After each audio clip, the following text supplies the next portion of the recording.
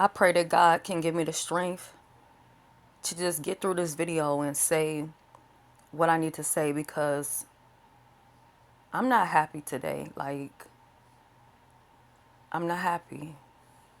On this channel over here, I don't really talk a whole lot about Jamaica. I do some of that on my main channel at S_Hutchinson. But I want to be brief and I want to get to the point before I will play a little clip for people who may not know the backstory on this video, or you could just simply research his name and videos will pop up. But anyway, today when he was in court, all I heard was a bunch of excuses. I couldn't really hear him because he was whispering so low. And the judge need to go back to school because he's there talking about he got to do some more research and come back and talk about this and talk about that. Take your ass back to school, learn your book, and then come back and talk to us about it.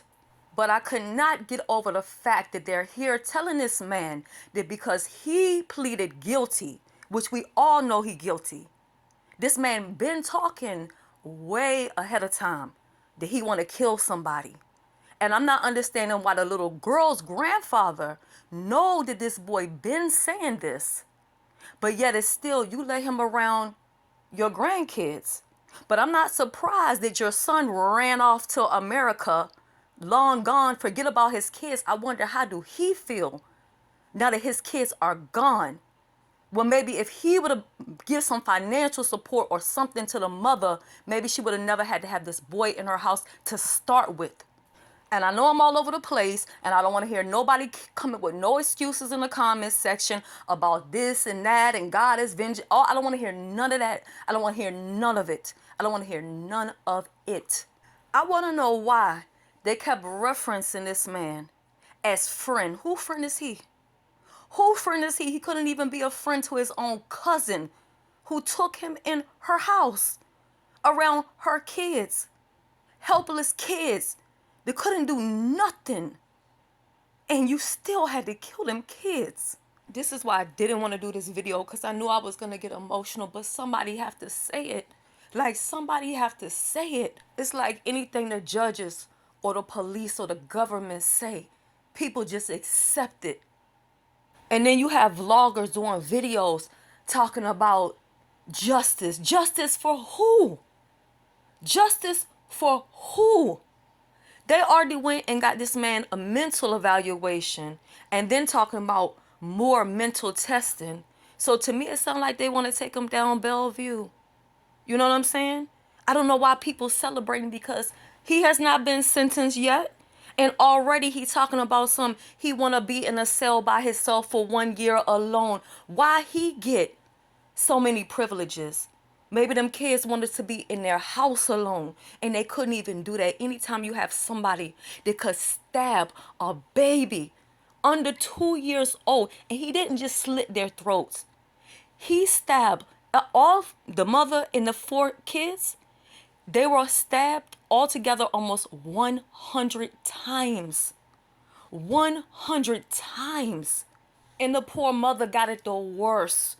She received over 40, I think 45 times he stabbed her. How many times do you need to stab somebody to kill them? And imagine, what if she would have survived and her children wouldn't have? What good would that mother be to anybody? What good is the father of the little boy? You don't think he loved his son?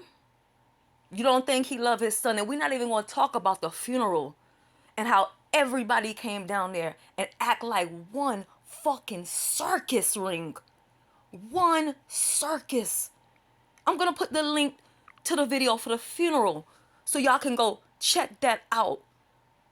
Look, we gotta do better. And before y'all ask me what I'm doing, if you go to my main channel or you go to my TikTok, you will see my video.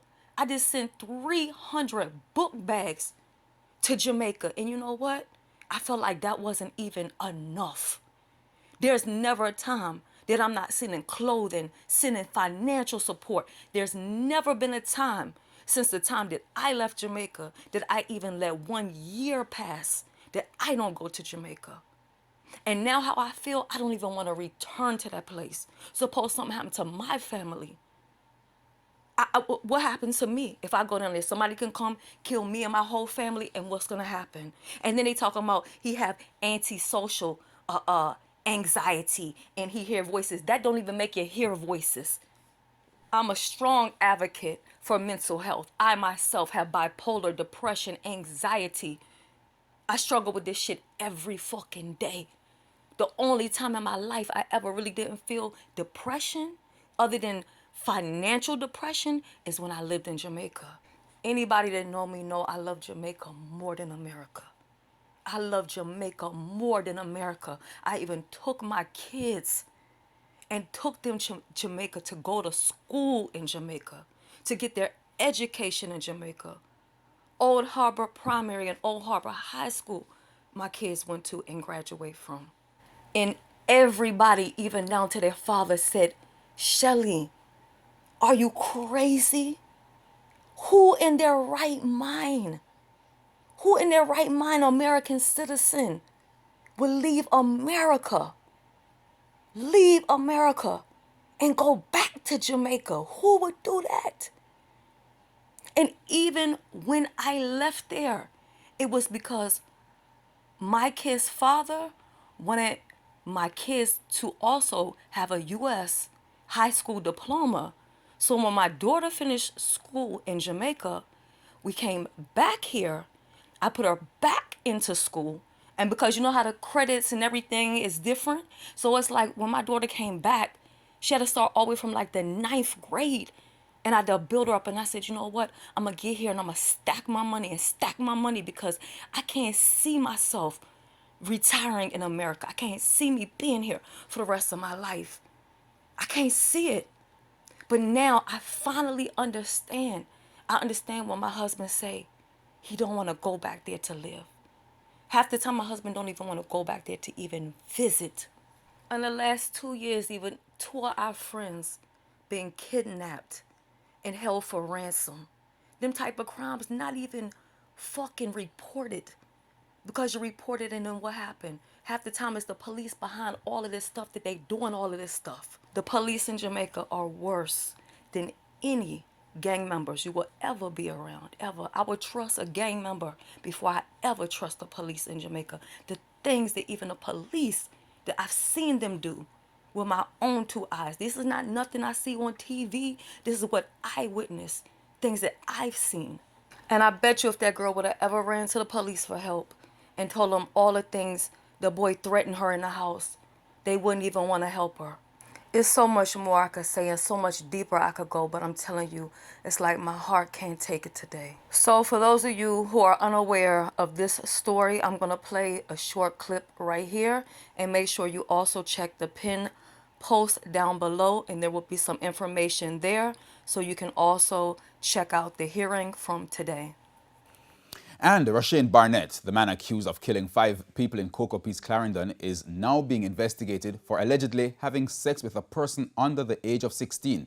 Yet today they almost seem to be rewarding him, saying he doesn't have any prior record. Which part the government don't understand? What he did this time is enough. Here is Kirk Wright with the latest. Rushane Barnett's attorney, Tamika Harris, says her client was served with documents yesterday for him to appear before an identification parade. This is in relation to allegations of a 15-year-old girl being sexually assaulted. It's alleged that between April 8 and 12 this year, Mr. Barnett had sex with the underage girl. But Ms. Harris says she will be challenging the decision to hold the identification parade on the basis that her client is being exposed in the media. Putting him on a parade in a situation where his image was all over social media, all over the printed media, all over the television. I do not see the utility in placing him on an identification parade at this time.